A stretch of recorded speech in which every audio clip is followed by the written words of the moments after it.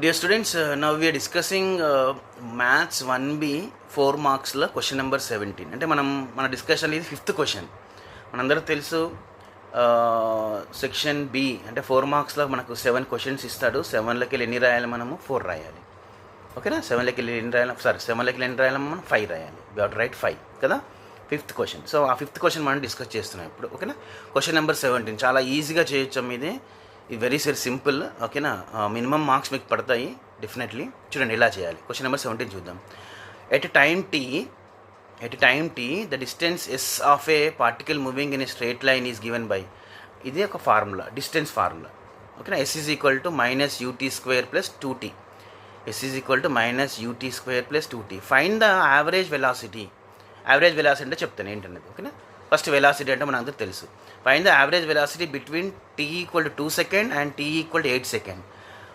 2 second అప్పుడు 8 second అప్పుడు average velocity ఏంటి? ఓకే, ఈ ప్రాబ్లం ఏంటి సార్ అనేది చూడండి ఒకసారి. ఇక్కడ డిస్టెన్స్ ఇచ్చింది కదమ్మా, మనకు తెలుసు rate of change of distance is, ఓకేనా, rate of change of displacement is velocity కదా. రేట్ ఆఫ్ చేంజ్ మనం వెలాసిటీ ఫైండ్ చేయాలి. డిస్టెన్స్ ఇచ్చినప్పుడు వెలాసిటీ ఫైండ్ చేయాలి. ఓకేనా? ఎలా ఫైండ్ చేస్తాం చూడండి. ఫస్ట్ ఆఫ్ ఆల్ గివెన్ ఇచ్చిన మనకు డిస్టెన్స్ రాస్తాం. మనం ఒక ఫంక్షన్ రాస్తాం. ఇది ఒక ఫంక్షన్. ఓకేనా? S is equal to minus UT square plus 2t. ఇది ప్రతి ప్రాబ్లం ఇలానే రాస్తాం. ఫస్ట్ ఇచ్చింది రాస్తాము. ఈ రెండో స్టెప్ అన్నిటి కామన్ ఉంటుందమ్మా. ఏం చేయాలి ఇక్కడ? On differentiating with respect to t. ఎందుకంటే ఇట్స్ టీ ఉంది కదా, అండ్ రేట్ ఆఫ్ చేంజ్ కాబట్టి టైంతో రేట్ చేంజ్ అవుతుంది కాబట్టి t. So differentiate with respect to t we get DIFF అంటే differentiate. On differentiating with respect to t we get. ఈ common step అందరికీ. ఏమవుతుంది, మనము డిస్టెన్స్ ఎస్ అంటే ఇక్కడ డిస్టెన్స్ని డిఫరెన్షియేట్ చేస్తే వచ్చేది వెలాసిటీ అమ్మ. మనకి ఇప్పుడు దీన్ని డిఫరెన్షియేషన్ చేసాక వచ్చింది వెలాసిటీ. అది okay. Rate of change of either the displacement or distance is velocity. So ఇక్కడ మనం డెరివేటివ్ అయితే ఫైండ్ చేస్తున్నామో అదే వెలాసిటీ. ద డెరివేటివ్, ఈ డెరివేటివ్ డిఎస్ బై డిటి. ఎస్ని డెరివేటివ్ చేస్తే మనకి ఏమొస్తుందమ్మా, డిఎస్ బై టీటీ. ఎందుకంటే టీతో చేస్తున్నాం కాబట్టి డిఎస్ బై డిటి. ఎస్ని డెరివేట్ చేస్తే ఏమవుతుందమ్మా, డిఎస్ బై డిటి. ఓకేనా? రైట్. ఆ డిఎస్ బై డిటీనే మనం వెలాసిటీ అంటాం. డిఎస్ బై డిటీనే ఏమంటాము మనం, వెలాసిటీ. ఓకేనా? మరి ఏంటి సార్ దీని డెరివేటివ్? సో ఎస్ డెరివేటివ్ ఏంటిదమ్మా, ds by dt. S derivative ds by dt. మరి దీన్ని డెరివేటివ్ చేస్తే ఏమొస్తుంది, మన అందరూ తెలుసు కదా. ఎప్పుడైనా పవర్ ఉంటే ఏమవుతుందా, పవర్ ముందుకు వస్తుంది కదా, పవర్ ముందుకు వస్తుంది. ఆల్రెడీ -4 ఇక్కడ ఉంది. -4 ఇంటూ 2 ముందుకు వచ్చేసింది. -4 ఇంటూ 2 ఏమవుతుంది, -8 కదా.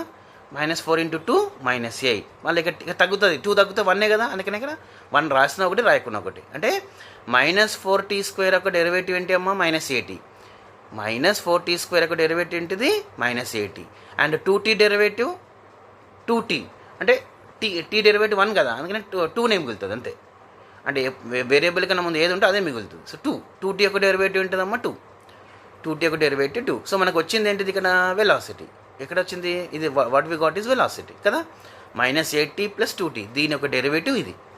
ఇప్పుడు ఏమంటున్నాడు, find the average velocity between time is 2 second 8 second. అంటే 2 సెకండ్ దగ్గర 8 సెకండ్ ఆ గ్యాప్లో యావరేజ్ వెలాసిటీ ఎంత అంటున్నాడు. ఫస్ట్ దానికోసం ఏం చేస్తామంటే మనం వెలాసిటీ ఫైండ్ చేస్తాం. వెలాసిటీ అంటే t ఈక్వల్ 2, ఫస్ట్ వాడు ఇచ్చిన క్వశ్చనే.